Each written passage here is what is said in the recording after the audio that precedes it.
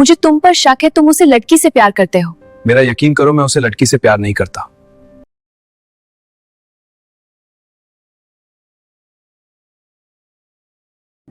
तुम्हें शर्म आनी चाहिए। मैं समझ गई। ठीक है। मुझे उम्मीद है कि तुम अब मुझसे मोहब्बत नहीं करती हो, जल्फी।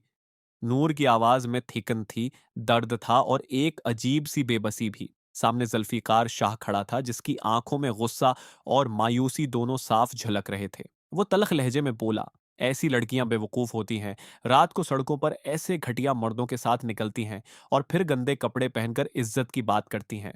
नूर के दिल पर ये अल्फाज बजली बनकर गिरे, मगर उसने कुछ ना कहा। वही नूर जिसे कभी इसी घर में हकारत की निगाह से देखा जाता था, उसे हमेशा कमतर समझा गया।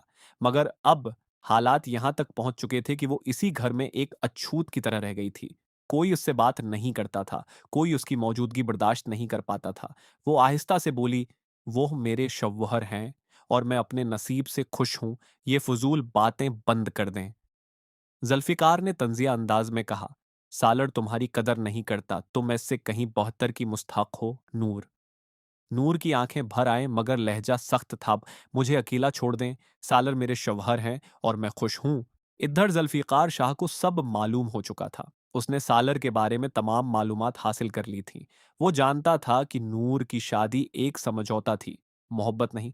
वो ये भी जानता था कि सालर नूर से मोहब्बत नहीं करता। घर के अंदर नूर की हालत सबसे पोशीदा न थी, मगर कोई सुनने को तैयार न था। सालर ने नूर की जिंदगी को वाकई जहन्नम बना दिया था।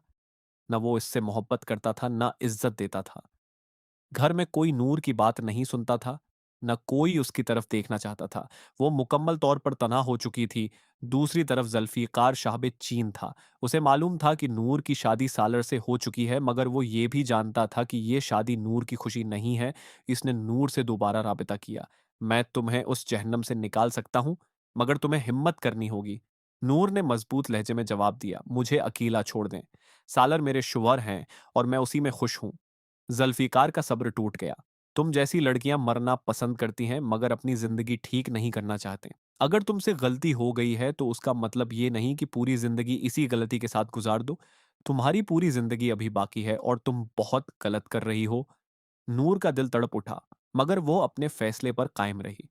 इसके दिल में एक और दर्द भी था, वो खाला जिन्होंने उसके लिए अपनी जिंदगी कुर्बान कर दी, अब इससे बात तक नहीं करना चाहते।